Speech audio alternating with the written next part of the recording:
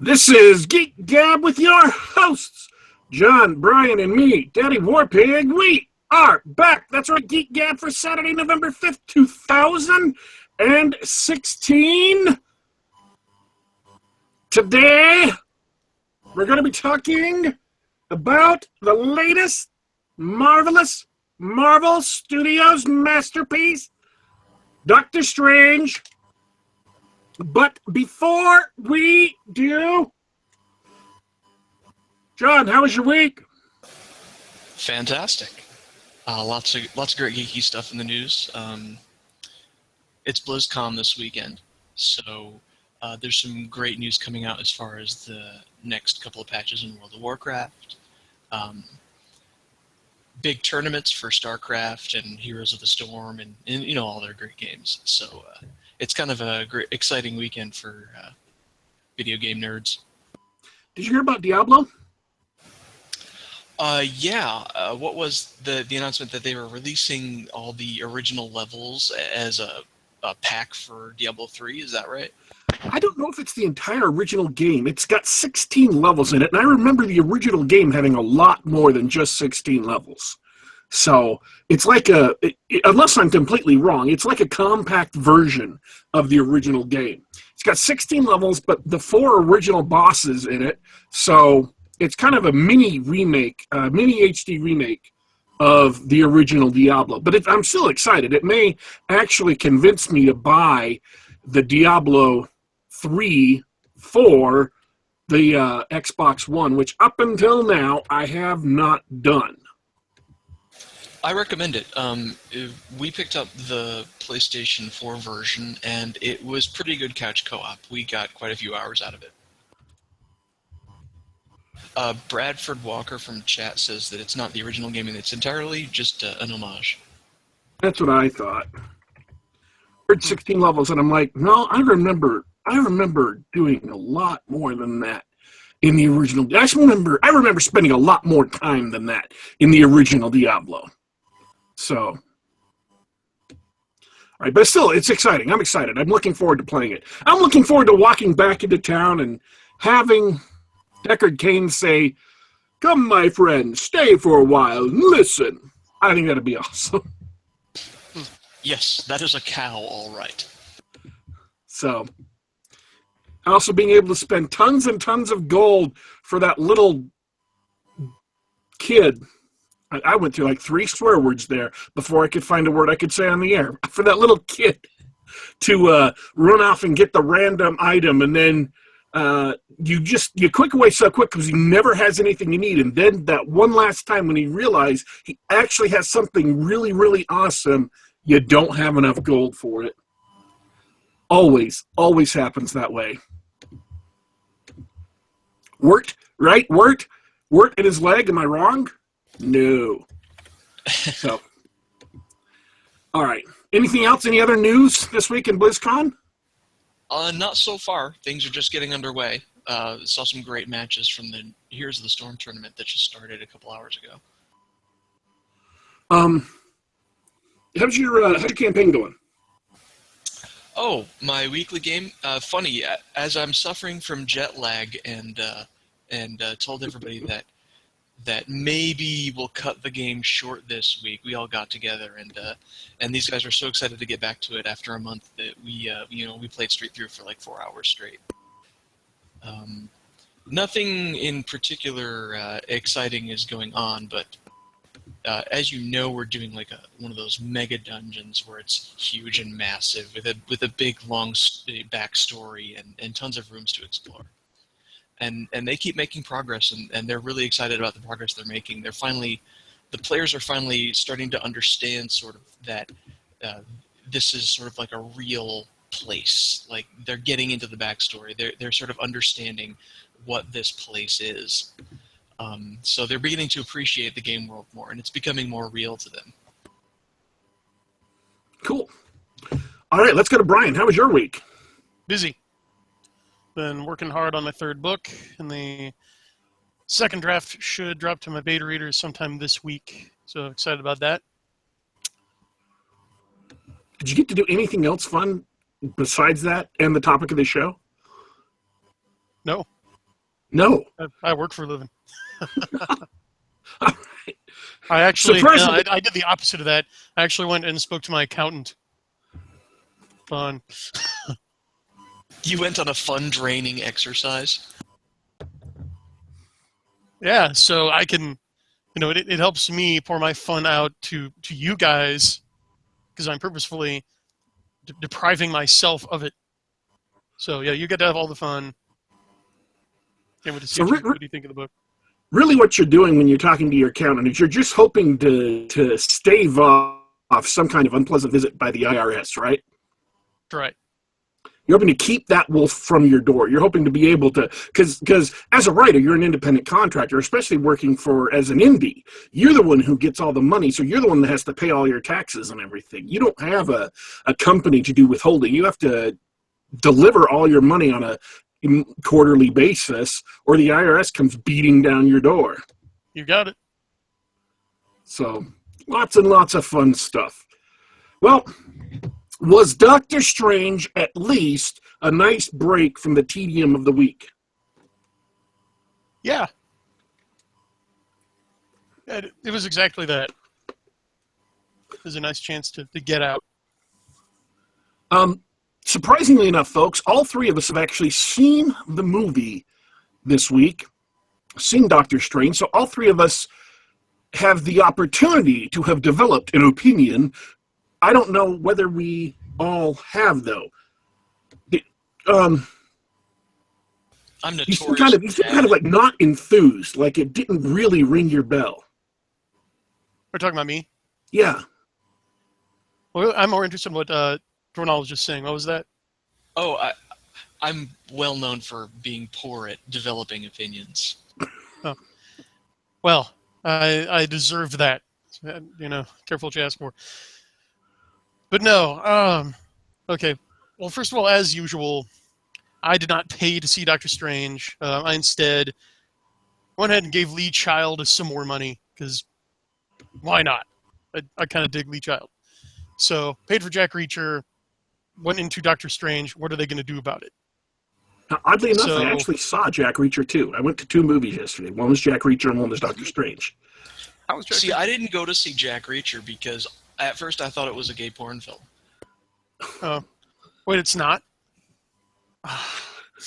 My verdict on the second Jack Reacher is the same as my verdict on the first Jack Reacher, which is I want them to be very, very good thrillers, and they're just not quite there. So, It's a good summation. Yeah, that's too bad. and there's I've heard Lee Child described as like the Oreos of thrillers. Like you know what you're going to get. I wasn't excited by the movie. There wasn't a whole lot of detail I'm going to give on it because you don't need a whole lot of detail. It's a thriller. There's running around. It's not as good as I want it to be. So. Gotcha. So Doctor Strange, it wasn't horrible. It about met my expectations. I'm not going to discuss any spoilers here because it's so new, but the main thing that impressed me was the clever way they handled the film's climax. It reminded me of something I would write. And speaking of which, the magic system, Dornall might be able to back me up here, it's basically mined from Ethereal. It's people tapping into energy that they say, yeah, it's basically quantum physics. It's a form of science, and we just learn how to manipulate it. Very similar, yeah. I would say is their explanation for the power source, what makes the magic work, is straight out of Ethereal. And then the actual actions that they do, the way the sorcerers manipulate that energy and how they use that energy to affect the world is straight out of the World of Darkness, if you've ever played Mage the Ascension. Interesting. Yeah, in Doctor Strange, the sorcerers effectively change reality, and in Mage the Ascension, it's the same idea. And in fact, one of the big concepts in Mage the Ascension is that if you change reality too much, or as they put it, vulgarly, is that a word? We made it. Then you would invite paradox on yourself. You would be Mhm. negatively affected by that. Yeah, and that is something I believe they directly warn about in Doctor Strange. And looking at the trivia on IMDb, according to Kevin Feige, the concept of magic in the Marvel Cinematic Universe is inspired by The Matrix and the works of Stanley Kubrick and Hayao Miyazaki. So, I don't know, I can kind of see the Matrix thing, but not seeing where Kubrick and Miyazaki come in, but I don't take his word for it. So, what did you think of the movie, John? Did it meet your expectations? Did it exceed them? Were you bored? No, I enjoyed it quite a bit. I think it was definitely a fun Marvel popcorn movie. The background and the storyline, if you're a magic or gaming nerd like I am, really appreciated the way they presented the sorcerers and their magic and the way it interacts with the world, like I was just describing. I really appreciated that. It added sort of enough. They laid enough groundwork so that the rest of the movie you could follow, because the movie doesn't make sense, right? And I don't mean like the Yeah. plot, like it's wizards changing reality. It by definition doesn't make sense, but it's like a lot of other well-written stories where as long as you lay that groundwork, everything's sort of credible. Yeah, the one thing that kind of stuck in my craw was I didn't feel that they sold the price of the magic enough to me, because you need to establish early on what sorcerers can and can't do and what the price for the magic is. Like, why don't they just grab a gun, right? So I don't know. What is the limit on them just using magic? Like, is there a limit how many spells you can use at once? Does it make you tired? Does it corrupt your soul? Does it risk some kind of paradox or something? They do mention it for one particular aspect of the magic, but not the system as a whole. And they also don't do a very good job of laying out the moral calculus of it. It seemed like they were kind of going for Star Wars light side, dark side kind of thing, where there's a moral dimension depending on which power source you draw from. But I don't know. I really felt that like a lot of what was handled through character exposition, there's no excuse not to show it in a movie. Like, I could have used a couple visual scenes fleshing out some of the concepts. I think you make a good point, and I think that's sort of.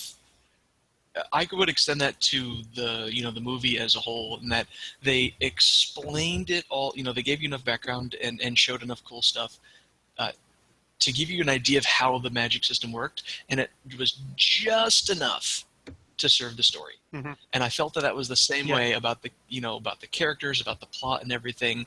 They're like, you know what, we're gonna give you the bare minimum of the stuff you need to do, and there's your skeleton, and we're gonna hang this cheesy Marvel popcorn movie on top of it. I would argue that the price of the magic lies in, at least for Doctor Strange, lies in overcoming his character flaws in order to be able to wield the magic. That's what his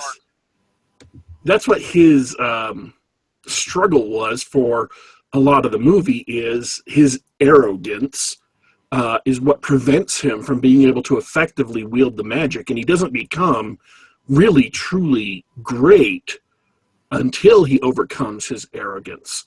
And that's classic. No, go ahead. That may be something that would play out better over the course of a year or two of monthly comics, or 6 months of monthly comics. But I think that's where what they tried to draw out of it as far as his development goes. That's how he learned the magic, how he earned the magic.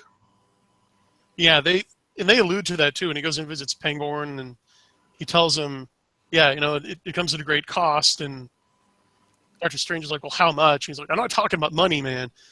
So yeah, that clearly ties into his arc. That's really good writing. But it also has a limitation because it's pretty much the same origin story we saw before with Iron Man. In fact, I think of this movie as magical Tony Stark. Or that's how I think of Stephen Strange. They've even got the same facial hair, which isn't really his fault. It's like, yeah, it's patent Marvel origin number 3, but it works. Here's my opinion of the movie. Doctor Strange exceeded my expectations for the movie. A lot of people were saying, "Oh well, the visual effects and stuff, they're just Inception," because of the various city bending that was in the trailers. And so that's not really a spoiler. That was stuff that was in the trailer. And I would say, from my point of view, every time they had a major scene, an extended scene, with magic going on, each of them was at least a large part different, and sometimes very, very different. None of the scenes were duplicated each other, and so it didn't get boring. Even with a whole bunch of special effects going on, and it could easily get boring, because we have seen a ton of effects-heavy movies that look fake, that feel fake, that don't feel grounded, where the characters just kind of feel like, you know for a fact they're in front of a green screen, and you know for a fact that it looks like they're in front of a green screen, and you're bored, because it doesn't feel real. And the last one I can remember seeing is the Warcraft movie. The whole movie looked fake. The whole movie felt fake, and I didn't buy it for a second. I didn't enjoy it while I was watching it. But with Strange, the way they did the effects was such that even though they were absolutely fantastic and absolutely unrealistic, they didn't feel fake enough to draw you out of the moment, and they were different enough. Each scene was different enough not to be repetitive, not to be boring. They keep on trying to mix up the characters that are involved. They keep on trying to mix up the struggle that's going on in the scene. They mix up what conflict is going on in a scene. And so they did a very, very good job of exceeding my expectations of keeping the movie interesting. And that is because there are so many movies that fail at just keeping the movie moving and keeping it interesting. I gave it, that really, I didn't get bored during the movie. So that's a big compliment from me. And just when you thought you had enough of magic and enough of monks and enough of Tibet, all of a sudden you're in a different place. All of a sudden you wrap back around to something earlier. All of a sudden the struggle changes, and Doctor Strange is facing a new sort of situation. I'm kind of being vague here because we really don't want to give away spoilers. But they keep on coming back to all kinds of different things. And I think it's because there's a lot of really complicated concepts in the movie. They've got at least one alternate plane involved, and they've got two dimensions of this universe, two magical dimensions of this universe involved, and they have to give you enough background to be able to kind of move those into the story and have them make enough sense to work, and they actually work. You don't feel like those scenes, when they're involving this other plane or these two magical dimensions, they don't feel like they're arbitrary. They don't feel like they're just because. They don't give you a detailed book of rules like you might get in a Sanderson novel, because this isn't a novel, it's a movie, but it feels like there is some internal consistency to how those scenes work, and it's consistent with what they spoke about earlier in the movie and what you have seen earlier in the movie, and so it makes sense on that level. The actions that take place in those other realities, in those other other phases of existence, make enough sense that they don't stand out like, wait a minute, you said that couldn't happen, and now it's happening. This is complete crap. I hate this movie. And you walk out of the theater angry. Did not happen, and for that I thought was really, really impressive, especially because that could have been so confusing. There's at least 3 different kinds of magic going on in the movie, in addition to those extraplanar activities. And so the fact that they could keep them all straight and give them their own theme, their own visual theme, their own gestural theme, their own body language theme with the magicians, I thought was a very, very subtle way of reinforcing how the magic was different without it being textually explicit in dialogue. And so, and they also reinforce it visually with color and things like that. And so, yeah, I thought they did a really, really good job at, could easily have been overwhelming, the large number of different things that were going on in the movie, that they structured in such a way that it wasn't confusing. Yeah, I thought they did. They kept the pacing fast. Yes. And you're right. That is why it exceeded my expectations, because it was never dull. I never just checked out. And in fact, they were also very good at establishing and maintaining dramatic tension. For example, what did you guys think of the actual just straight non-mystical operating scenes? Because there are like 3 operations, 3 times where Dr. Strange's associates have to operate to save a patient's life. And I was thinking, I could watch just a whole movie of just them doing that. They did those very, very well. And here's the thing. I disagree that Doctor Strange is Tony Stark. I think that in the beginning, Doctor Strange is Dr. House without the limp. I've never seen House, so that might be why you made it. Very, very similar characters for sure.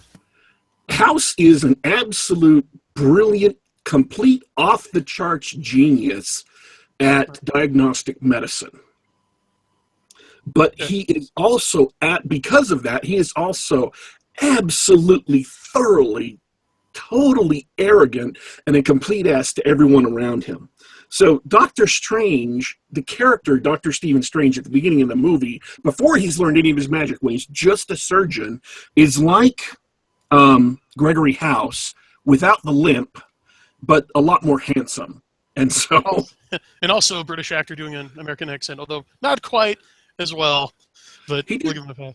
There was a couple of times where he kind of slips back into a little bit of, yeah. It's not Carrie Elway's bad. It's not Carrie Elway's muddled, but yeah, you know. I hear you. And so that's, I'm not saying Tony isn't arrogant, but his arrogance is completely different because the focus of his character is completely different. The focus of Tony Stark's character is basically himself. Mm-hmm. His pleasure, his having fun. He does everything for fun. He runs his business for fun. He makes inventions for fun. And he's not really serious about everything. Whereas Doctor Strange is all business. And he's doing his business of being a surgeon, you know, kind of for self-aggrandizement, kind of for the fame and kind of for the money. But he would never... You know, he's not a womanizer. He's not a playboy. He is dead set on, and he wants to save people's lives. He is in his job to do his job 110%, even though he's an arrogant ass about it. So that's where, I mean, yes. Well, he wants to save certain people's lives. He wants to save high-profile people's lives because he's in it for the challenge. Rather, he wants to cure interesting maladies. Yes, and that's where Dr. House comes in, because that's what House does. They would give him like 5 cases at the beginning. He'd say, boring, boring, boring. Oh, now that's interesting, and that's the case he'd do. And if they wanted him to save somebody's life, they'd have to make the case interesting enough that he would take it. Mm-hmm. But that's what I mean. I mean, he would never so that's why I think Doctor Strange was different than Tony Stark. Both of them are arrogant. Absolutely. Both of them are arrogant. Both of them are absolutely super geniuses, but there are large differences in their character.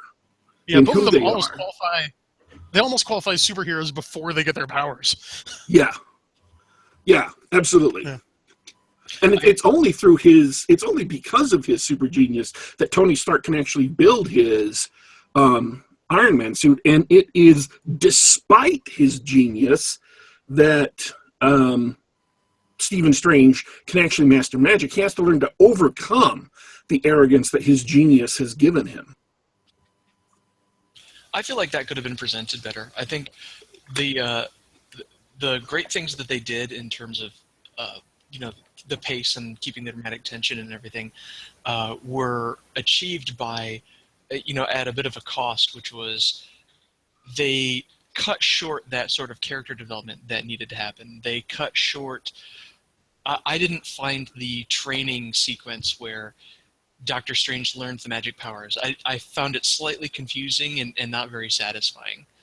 I found myself sitting there, I'm just gonna. He learned magic powers, and I'm just gonna go with that. You know what I mean? I didn't feel it, but it was there, and it served the rest of the story. So I think they emphasized probably the right things to make it an entertaining movie, but it was at a cost. Yeah, I'd agree with you. There was a lot that they had to unpack there with a limited amount of time. I mean, that's the drawback of always doing the origin stories, where they even say this is going to take years of practice, and I didn't feel like it took that long. But well, they goofed. They actually didn't really express how long it took. They did it in a very subtle way that if you weren't paying attention, you missed, and apparently you both did. Yeah, what happened? At the very beginning of the show, the very beginning of the movie, they show a picture of the New York skyline. Mm-hmm. And there's a picture of the Avengers Tower, all brand new with the A on it. Oh, yeah, I totally missed it. And later in the movie... I noticed that, yeah. Later in the movie, when they go back to Manhattan, the Avengers Tower is there, but the A is missing and it's all beaten up. And those two events bracket, one was before, or one happened just after the first Avengers movie, and the other one is just after the second Avengers movie, Age of Ultron. And so they're indirectly showing you that at least several years have passed in his training, because it went from right after the first Avengers movie to right after the second Avengers movie. That is really, really subtle. And also, you're a huge nerd. Well, we also know... Well, here's some nerdery for you. We know it had to have taken place... We know this whole movie had to have taken place before Winter Soldier, because Stephen Strange was already one of the people that Hydra is keeping tabs on through S.H.I.E.L.D. Yes. Yeah, because, well, and because he has already disappeared, he's dropped off the map, gone to Tibet, and then done some other stuff. So parts of the movie took place before Winter Soldier, and I'm betting the rest of the movie took place after Winter Soldier. So, yeah, they did... so that's some subtle timeline hints if you're paying attention, if you've watched the Marvel movies. Which you obviously have. Yes, I have. All right, we are almost running out of time. I very much enjoyed the movie. There was nothing in there that jarred me out of it. I thought it was better than Ant-Man. It has probably jumped up to into the top 5 of the Marvel movies for me. I still think I enjoyed Civil War and Winter Soldier more, but it's definitely up in the top 5. I think it might even be almost as good or maybe better than the first Avengers. I wouldn't rate it that high. I'd put it in the middle. For the reasons Dornall said, and it keeps moving. There's always something interesting to look at in the background, but I thought that the world building and the characterization weren't fully fleshed out enough. I thought that there was too much spoken exposition, too much tell not enough show, and for a movie, I mean, that's what a movie is for. But no, it sets us nicely going into the Infinity War, and we're paying for that on the installment plan, and I did not mind watching this. I had fun. I feel a little closer to the way you feel, Brian. I think that the thing is that they didn't do a lot of that stuff because what they went for, they achieved. They got a competently executed movie with a lot of fun, a lot of action, covered by something that we didn't talk about, which was actually, as usual with Marvel movies, a great cast. And so they came out. They came out with a good action movie. I'm surprised this isn't like a summer movie, and it was competently done. And so I think it is, as far as Marvel movies go, I hate to use the word forgettable because it wasn't bad at all. It's actually a really good movie, but it's a forgettable movie compared with the big tentpoles. We are out of time, but I do want to take a second and say the casting in this movie, for the most part, is really, really excellent. Benedict Cumberbatch does just an impeccable job. And the reason why the movie got scheduled in November is because he had some conflict with another project. So they had to bump it back to get him involved in the movie. He was playing Hamlet. Hamlet on a stage play. And so I think that was the right call, even though it delayed the movie. Getting him involved, he just perfectly did Stephen Strange. Rachel McAdams played his girlfriend. She did an excellent job. There's some other...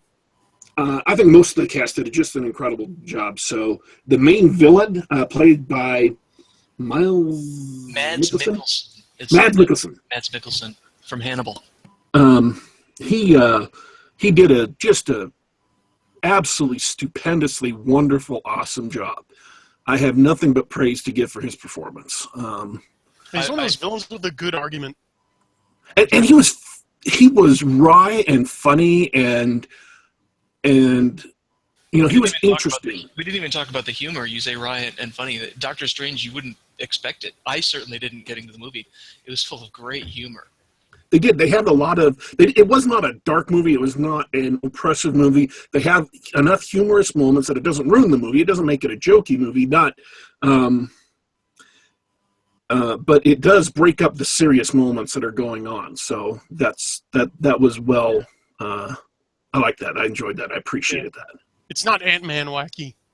No, it's not Ant-Man wacky, and it's not Guardians of the Galaxy, just lighthearted all the way through, but they had enough humor to leaven it out. All right. Well, we have to go. We're out of time, folks. This is Geek Gab for Saturday, November 5th, 2016. Catch us on YouTube at youtube.com/geekgab. Catch us on SoundCloud. Do a search for Geek Gab there. You can subscribe to the podcast on iTunes. Do a search for it, surprisingly enough, Geek Gab. And you can also subscribe to us through the Google Play Store. Do a search for Geek Gab. All this information, links to Brian's books, links to our blogs and Twitters and stuff like that will be in the description. And probably, most likely, we'll be back next week with a special guest. John, you want to tell us about the special guest who's probably coming back next week? Yeah, we're going to talk with Kinetic. He's a blogger and podcaster from the website Enthusiacs. He's an old friend of mine. He's a veteran of the video game industry. So if you guys want to hear about tales from the trenches or behind the line, as he calls it, tune in next time. And the good thing about next Saturday is that'll give me time to play through Call of Duty Infinite Warfare. I've also played through Battlefield 1, Titanfall 2. So I played through a lot of the AAA releases for the fall, winter. So that'll give us something to talk about for next Saturday. So looking forward to that. We're talking video games next week, assuming he can make it, which it looks like he can. So we're looking forward to that. Thanks for tuning in, folks. This has been Geek Gab. And 3 of us are going away now, but don't worry. Don't you fret. We will be back.